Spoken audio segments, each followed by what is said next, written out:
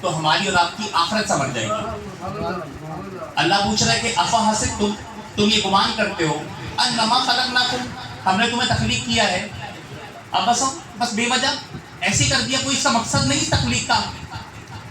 تو پہلی وجہ جو ہمیں سمجھنی ہے، پہلی وجہ اس تخلیق میں وہ کیا ہے؟ وہ یہ ہے پہلی وجہ کہ اللہ نے جانوروں کو جو روح دی ہے نا، ایک روح دی ہے، تو انسان کو بھی وہ ایک روح دی ہے، تو اس روح میں انسان اور جانور برابر ہے۔ وہ روح ہے رحیمی ہوتی ہے، اس کا تعلق یہ ہے کہ وہ آپ کو بھوک لگ رہی ہے، سردی لگ رہی ہے، گرمی لگ رہی ہے، درد ہو رہا ہے یا نہیں ہو رہا، تکلیف میں ہے، آرام میں ہے، اس بات کا احساس دلاتی ہے۔ دوسری روح آپ کو تکریم کی، آپ کو ہر مخلوق سے افضل کیا، ہر مخلوق کو ایک روح دی، آپ کو اس مخلوق سے افضل کیا تو آپ کو دو روحیں عطا فرمائی، دوسری روح آپ کو عطا فرمائی۔ ذرا توجہ سنیے گا کہ اللہ نے انسان کو دوسری روح بھی دی ہے، ہم تو ایک ہی روح میں ہیں، دوسری روح بھی دی ہے۔ کہ دوسری روح عطا فرمائی اللہ نے انسان کو، تو خود فرمایا وَلَقَدْ كَرَّمْنَا بَنِي آدَمَ، ہم نے انسان کو تکریم عطا فرمائی۔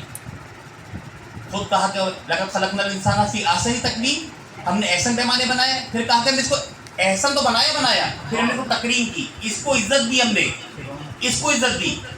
اور اس عزت کے اندر خاص بات یہ ہے کہ ساری مخلوق کھانے پر منہ لے کر جاتی ہے، انسان کو ایسا بنایا کہ وہ کھانے کو منہ کے پاس لے جاتا ہے، اس کا منہ ہم نے سر بلند رکھا تاکہ کسی کے آگے نہ جھکے سوائے رب کی حکمت کے، کہ رب کے علاوہ یہ سر کہیں جھکنا نہیں چاہیے، یہ اس کی شایان شان ہے، اس نے اسے عزت دی۔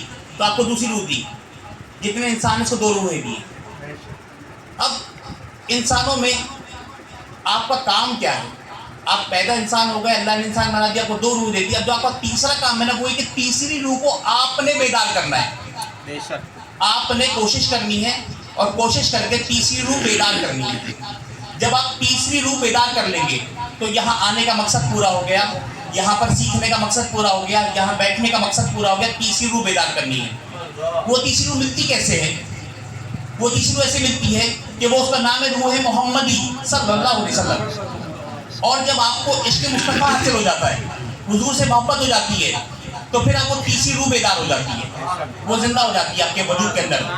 تو پھر ایسے لوگوں کا خاتمہ بالخیر ایمان پہ ہوتا ہے، اور جس کو تیسری روح بیدار نہ ہو اس کا خاتمہ ایمان پر نہیں ہوتا۔ جسے نعت سن کر مزہ نہیں آتا، جسے حبیب کا نام سن کر مزہ نہیں آتا، جسے اس کی محفل میں جانا اچھا نہیں لگتا، جسے وہاں وقت دینا اچھا نہیں لگتا، پھر اس کی تیسری روح سمجھتے اس کی مردہ ہے۔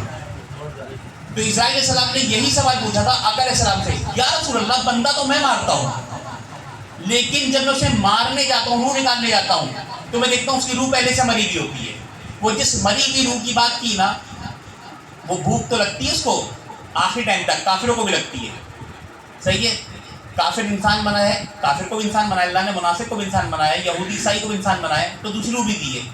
وہ دو روح کی بات نہیں ہو رہی، وہ تیسری روح کی بات ہو رہی، روح محمدی کی۔ تو حضور سے پوچھتا ہے رسول اللہ کہ یہ کیا بات ہے؟ جب بندہ میں مارتا ہوں اور میں اس کے پاس جاتا ہوں تو بندہ مارا ہوا پاتا ہوں، اس کی روح پہلے سے مری ہوئی ہوتی ہے، یہ کیا؟ تو بات یہ ہے کہ اس کے اندر تیسری روح ہے، اس نے بیدار کی ہی نہیں۔ جو پیدا ہونے کا مقصد تھا وہ مقصد پورا نہیں کیا اس نے۔ اس کا مقصد یہ تھا کہ روح محمدی اس میں بیدار ہو جاتی، حضور سے عشق ہوتا۔ روح محمدی بیدار کرنے کے لیے ہم آپ کو بلاتے ہیں کہ آئے در غوثیت پہ آئیں، باب العلم کے بیٹے کا صدقہ، سرکار غوث پاک کا صدقہ۔ جب آپ اس در پر آتے ہیں اور یہاں بیٹھتے ہیں، یہ وقت دیتے ہیں، تو سیکھنے کو جو ملتا ہے اس سے وہ معرفت حاصل ہوتی ہے۔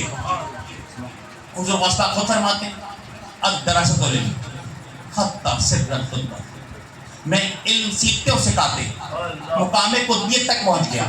مجھے اللہ کی جتنی معرفت ہوئی، مجھے جتنی معرفت میرے رب کی ہوئی، اتنی کسی کی نہیں ہے۔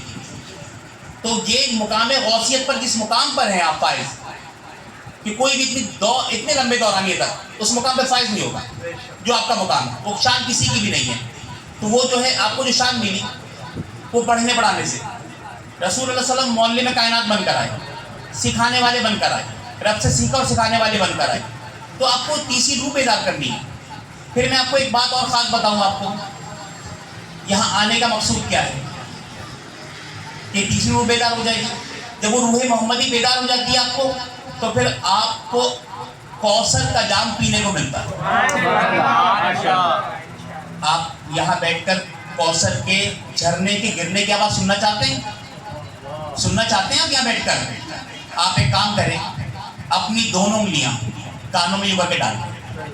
آپ سب ڈال دیں، آپ سب اپنے کانوں میں انگلیاں ڈال دیں، دونوں انگلیوں سے کان بند کر دیں، تھوڑی دیر توقف کریں اور سننے کی کوشش کریں.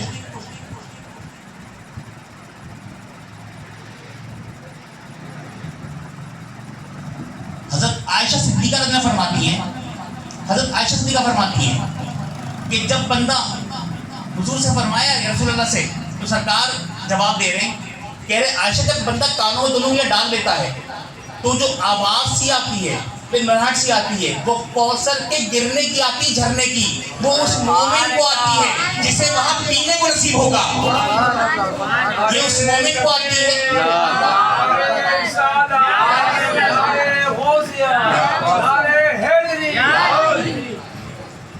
یہ اس مومن کو آتی ہے جسے وہاں حضور غوث پاک کے صدقے میں کل جو شفاعت ہوگی نا، تو وہاں وہ پینے کو ملے گا. وہ جام پینے کو جو ملے گا نا، اسے یہاں پر بھی آواز آتی ہے، اسے اس کائنات میں بھی آواز آتی ہے. وہی پیارے محبوب صلی اللہ علیہ وسلم سے عشق و محبت ہونا چاہیے. اور حضور ایسے ہیں کہ آگے ہیں اور پیچھے کی خبر ہے، آگے ہیں اور پیچھے کی خبر ہے. پوچھا یہ خبر کیسے؟ تو کہنے لگے کہ یہ دو آنکھیں تو ظاہر کی جو آگے دکھاتی ہیں، دو آنکھیں باطن کی جو دل کے اندر ہیں وہ پیچھے دکھاتی ہیں. تو میں آگے بھی ویسے دیکھتا ہوں، پیچھے بھی ویسے دیکھتا ہوں، آگے بھی ویسے سنتا ہوں.